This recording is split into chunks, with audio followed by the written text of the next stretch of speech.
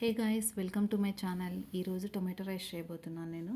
Tomato rice కోసం first gas on చేసి ప్యాన్లో మనం 1 టేబుల్ స్పూన్ ఆయిల్ వేసుకొని కొంచెం కొత్తిమీర, పచ్చిమిర్చి, ఆనియన్, టొమాటో, ఇక్కడ 2 ఆనియన్ 2 టొమాటో తీసుకున్నాను.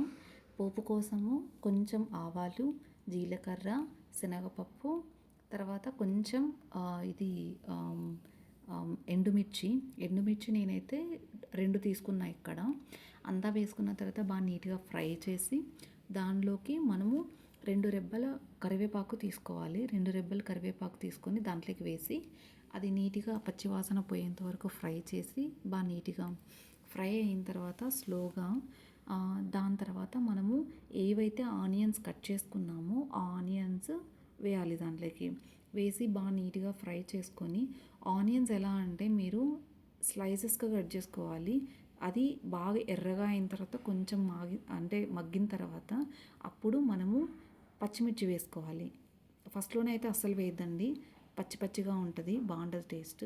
సో అంతా అయిన తర్వాత ఇవి పచ్చిమిర్చిను ఆనియన్ దాంట్లోకి మనము కొంచెము సాల్ట్ వేసుకోవాలి. సాల్ట్ యాడ్ చేసుకున్న తర్వాత ఎందుకు అంటే టేస్ట్ కోసం అంత బాగా నీట్గా పడుతుంది. బాగా మగ్గిన తర్వాత ఎర్రగా అయిన తర్వాత మనము టొమాటోస్ ఏవైతే కట్ చేసుకున్నామో అవి మొత్తం దాంట్లోకి యాడ్ చేసేయాలి. ఎందుకు అంటే అక్కడ రసం కూడా ఉంది కదా, ఆ రసం కూడా మొత్తం అంతా యాడ్ చేసేసుకోండి. అప్పుడే మీకు టేస్ట్ బాగా తెలుస్తుంది అనమాట. ఇది ఎలా అంటే ఇక్కడ నేను చాలా మాగిపోయిన టొమాటోస్ తీసుకున్నాను.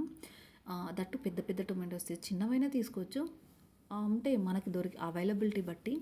దానికి అది ఎలా అంటే పూర్తిగా మగ్గాలి, బాగా మెత్తగా అయిపోవాలన్నమాట చూడడానికి. ఎందుకంటే రైస్లోకి మిక్స్ చేసిన తర్వాత బాగా నీట్గా తెలిసిపోతుంది. అప్పుడు అంతా మగ్గిన తర్వాత ఫస్ట్ మనము ఒక ప్లేట్ వైట్ రైస్ తీసి పెట్టుకుందాం. మేము ఇక్కడ 3 మెంబర్స్కి చేస్తున్నాము, సో అందుకనే అంత తీసుకున్నాను.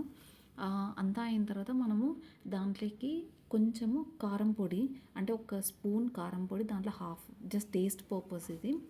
దాంతోపాటు మళ్ళీ కొంచెం పసుపు తీసుకున్నాను నేను.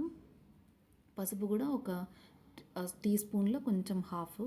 దాని తర్వాత మనం కొంచెం ఏదైతే సాల్ట్ మనకి ఇంకా కావాల్సి వస్తుందో అదంతా యాడ్ చేసేసుకోండి సాల్ట్. మనం ఏదైతే రైస్ తీసి పెట్టుకున్నామో మొత్తం రైస్ అంతా దాంట్లోకి యాడ్ చేసేసుకొని పూర్తిగా నీట్గా బాగా కలుపుకోవాలి ఇప్పుడు మొత్తము.